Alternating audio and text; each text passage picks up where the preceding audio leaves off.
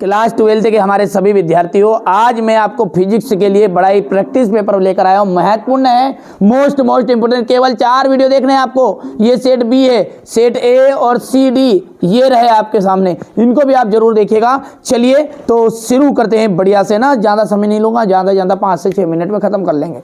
Proton में neutron का आवेश होता है, तो प्रोटॉन में जो न्यूनतम आवेश होता है वो होता है 1.6 इंटू 10 की घात -19 कूलाम। तरंगे एक स्थान से दूसरे स्थान तक संचरण करती है, ऊर्जा। ठीक है। धारावाही वृत्तीय कुंडली में केंद्र पर उत्पन्न चुंबकीय क्षेत्र होता है कुंडली के तल के लंबवत। यहाँ से आपको चौथे का ऑप्शन सा आंसर रहेगा। तरंग का प्रकाश की तरंग प्रकृति का प्रमाण निम्न परिघटना में नहीं मिलता, तो प्रकाश विद्युत प्रभाव। एक कण का द्रव्यमान m एवं वेग v है, उससे संबंध डी ब्रोगली तरंग होगी, तो m बटा जाएगा hv।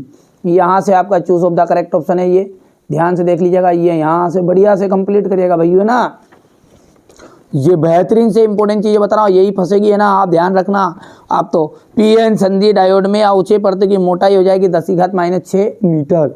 हाइड्रोजन परमाणु की अधिकतम आयनन ऊर्जा हो जाएगी 13.6 MeV। स्वपोषी व्यतिकरण के लिए तरंगों के मध्य कालांतरण 2π होता है। वायु का जो बुलबुला है जल के भीतर अवतल लेंस जैसा व्यवहार करता है। व्यतिकरण में ऊर्जा का पुनर्वितरण होता है।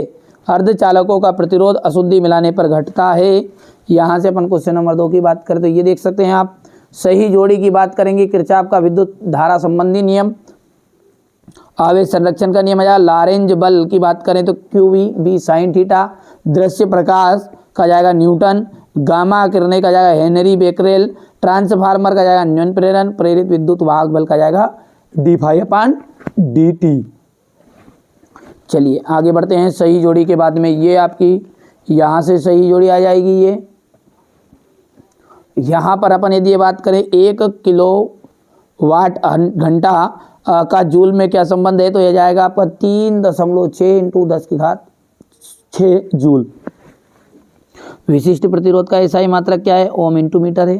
किसी लेंस की क्षमता धनात्मक होती है तो उत्तल लेंस की, और ऋणावेश से धनावेश की और होगा विद्युत ध्रुवों की दिशा। विस्थापन धारा आ जाएगा। यहाँ से हमारे इंग्लिश मीडियम वाले बच्चे बढ़िया से कंप्लीट करेगा। आप तो देखो अच्छे से कंप्लीट करो, किसी के बहकावे मत आओ, 1 रुपया शुल्क मत दो, फ्री में कोई की चीज़ मिल रही तो लो।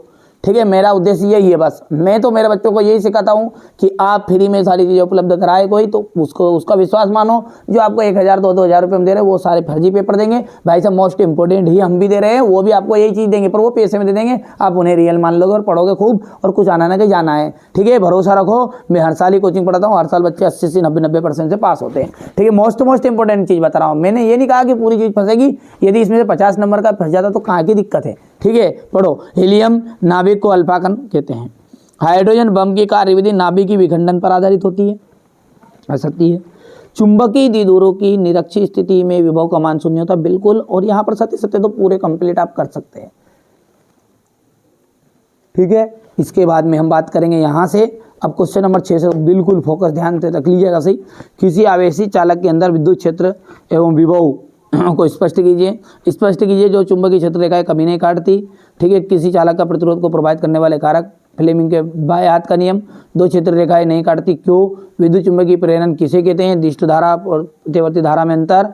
कोणीय वेग और लंबन से आप क्या समझते हैं? यहाँ ध्यान से देखो आप तो। ठीक है भैया, इसके बाद में अपन बात करेंगे आगे की। तो यहाँ से अपन अगला क्वेश्चन देखते हैं। डी ब्रोगली तरंग समीकरण ज्ञात कीजिए। क्या करना आपको? डी ब्रोगली तरंग समीकरण है। ठीक है भैया, यहाँ पर इसके बाद में यह आ जाएगा, बोर का सिद्धांत आ जाएगा। अल्फा कणों के प्रकीर्णन में स्वर्ण पत्र ही क्यों लिया जाता है? विद्युत द्विध्रुव से आप क्या समझते हैं? निरक्षीय स्थिति में किसी विद्युत क्षेत्र की तीव्रता के लिए व्यंजक ज्ञात कीजिए। ये आपका क्वेश्चन नंबर 14 है, बढ़िया से कंप्लीट करिएगा। ये क्वेश्चन नंबर 15, यहाँ पर देखिए आप तो क्वेश्चन नंबर 16 है। 17 ये अथवा वाला आ जाएगा, और ये क्वेश्चन नंबर 18 है आपका। ध्यान से देखिए आप तो, है ना भैया। इसके बाद में आगे बढ़ते हैं तो क्वेश्चन नंबर 19 अथवा हो गया है, सॉरी क्वेश्चन नंबर 19, और ये रहा आपका क्वेश्चन नंबर 20। ठीक है भैया, बेहतरीन से इंपॉर्टेंट चीज़ें मैंने आपको बताई है। इसके अलावा आपको सेट सी और डी जरूर देखना। 4 पेपर देखो, बात खत्म करो, उसके अलावा कोई अलग से देखने की जरूरत भी नहीं है।